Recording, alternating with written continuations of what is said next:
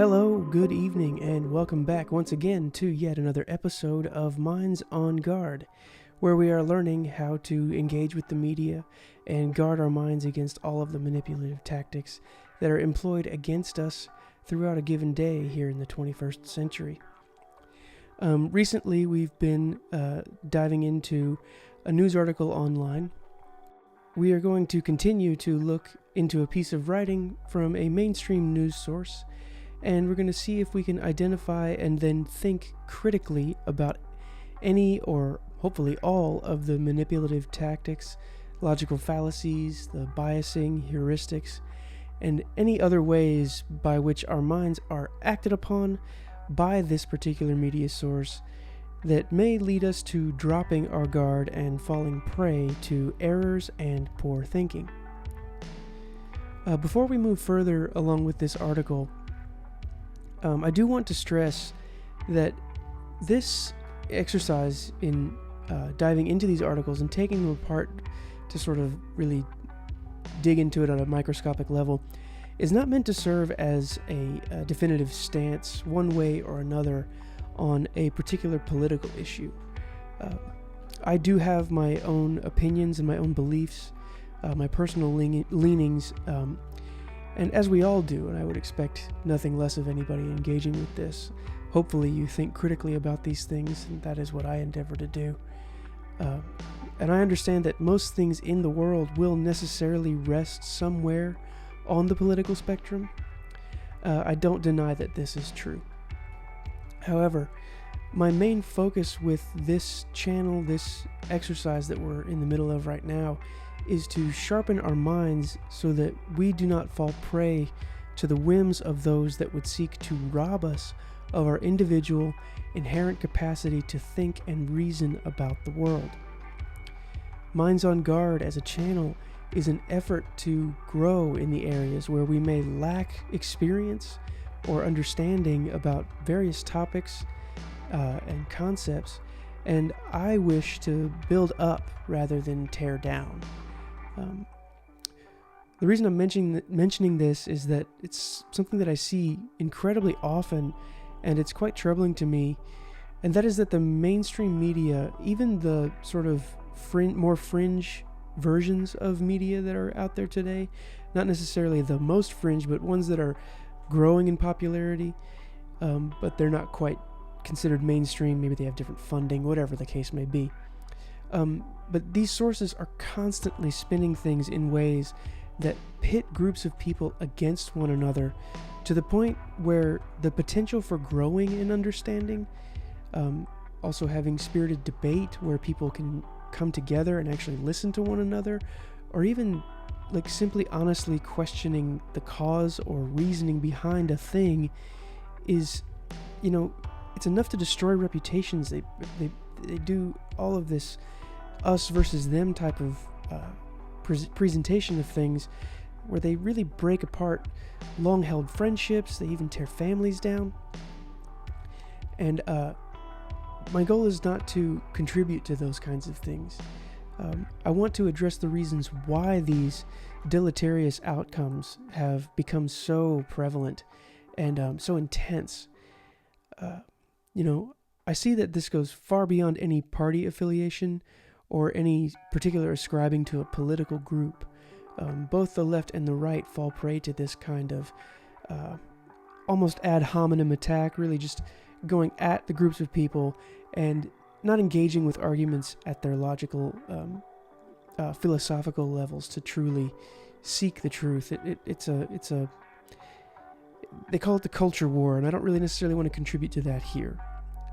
If I do, that's the way, would have to follow God's will in what I do from there on. But my goal isn't to do that. It is to seek the truth and to think better about the world that we live in. So with that being said, let's continue that effort in peace and with care for everyone, and to remember that we need to extend grace where it's needed when we meet people that don't think like us. It's a grave mistake to assume that people think like you. I've made this mistake most of my life, and it's caused me a lot of problems. So yeah, with that out of the way, we'll continue in the effort of digging into the article. So we left off examining some logical fallacies within the sales pitch, that's what I'm calling it anyway, of the CEO of a synthetic meat company. When we looked closely, we saw that while the CEO was very excited about the product that she is selling and the vision that she has for the future, she gives no evidence on which she bases her reasoning anywhere within her pitch. Well, I won't say anywhere, but I will say that it's incredibly lacking, to say the least. If that is not the case, the writer has at least omitted anything that could be seen as sound or well-reasoned arguments for why the CEO wishes to make the large changes to our societal meat consumption that she's envisioning. As such, we should remain skeptical as to the integrity of this piece of writing, whether it be from the perspective of the author, the people being interviewed, as well as the opinions that they espouse. That's not to say, or by no means conclude, that they are actively trying to cause harm, but we must not allow ourselves to accept poor thinking and fall into appeals to authority with regard to the CEO, thus giving up the control of our thoughts to what they would wish for us to think. If our aim is to spot and avoid fallacious reasoning, then we certainly don't want to commit that appeal to authority fallacy as we consider the context that's being framed here. As we continue to read, I want you to be on the lookout for the very subtle hints that our minds are being worked on through this writing, and see if you can call things out as they happen or as we read through them. Picking up, Shiok Meats uses cell-based technology to produce and cultivate meat from the stem cells of live animals. The cells are then placed in bioreactors, and together with nutrients and the right conditions, they propagate. After about 4 to 6 weeks, the stem cells will be converted into consumable meat with the same look, taste, smell, and even texture of the meat consumers are used to. Alright, right away, we should take pause at the shockingly limited amount of descriptive data for this production process that has just been described. I mentioned the appeal to authority fallacy just moments ago, and we should consider it again here.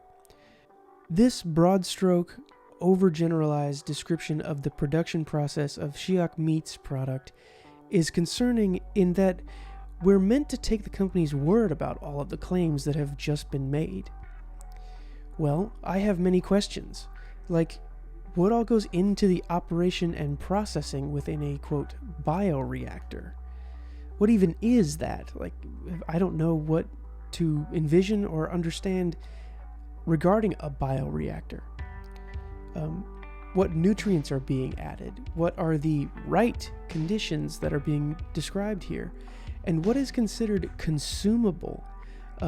What does it mean for that particular qualifier to be added after all of this processing take place? If these kinds of questions are just glossed over like this in some type of description, it's important to ask ourselves why that is the case. I see this all of the time in mainstream news, and it's a serious, serious problem that I feel to be a major contributor to really the general, dumbing down or at least laziness that is happening in our society at least the mass scale. At the very least, it's doing a great deal of damage to people's capacity for intellectual curiosity. It's as if the powers that decide what to present within the media only want to give us just enough to be able to get the gist and move on. Don't sit on any one topic too long. Don't really take any time to think about the holes that might be present. Just take our word for it, and then we'll continue. I've personally fallen into a long battle with my own intellectual laziness, and part of this channel is aimed at highlighting the need for rigorous questioning and investigation of the world in order to achieve the deeper levels of understanding about what we see and do throughout each day.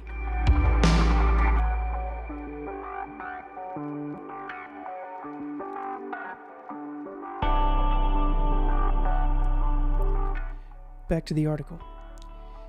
Sriram sees her firm as a sustainable solution to the world's growing need for protein and meeting an increasing demand for seafood without putting extra pressure on the environment.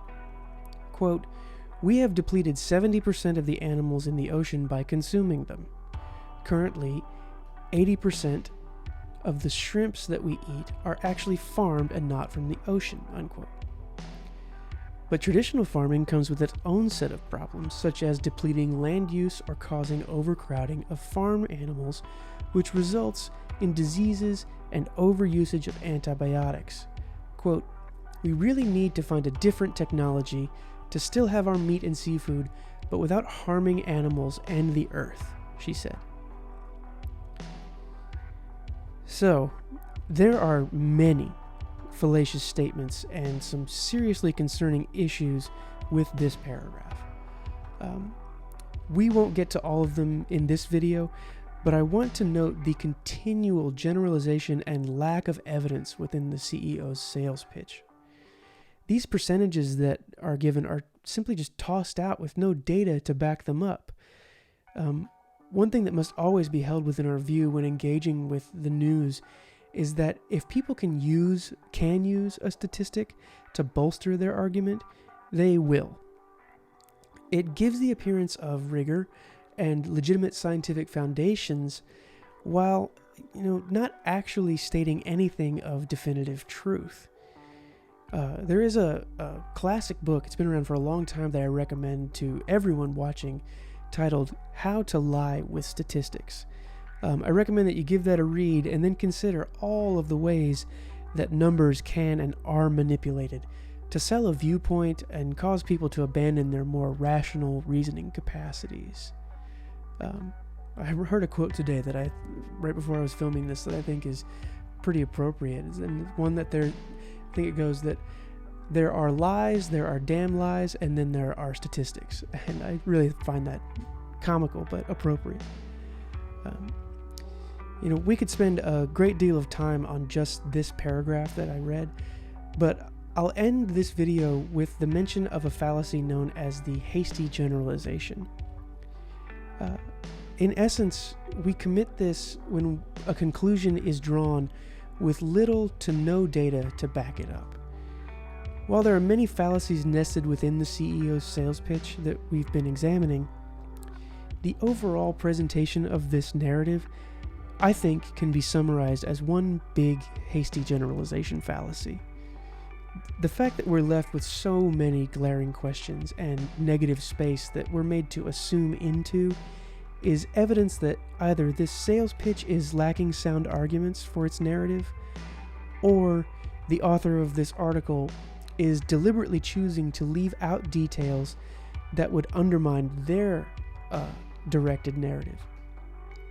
Either way, we can confirm that a narrative is being created for us, and if we're not discerning, diligent, and do our part to probe into the claims being made in search of truth, we may find ourselves shooting from the ditch, as a good friend of mine likes to put it, with regard to how we're thinking about things being discussed in this article.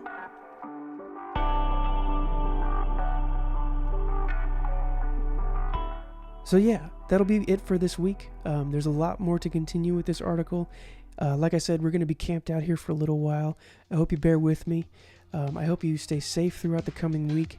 And I hope you all look after your loved ones, check in with people that you care about, and stay diligent and vigilant with your minds on guard.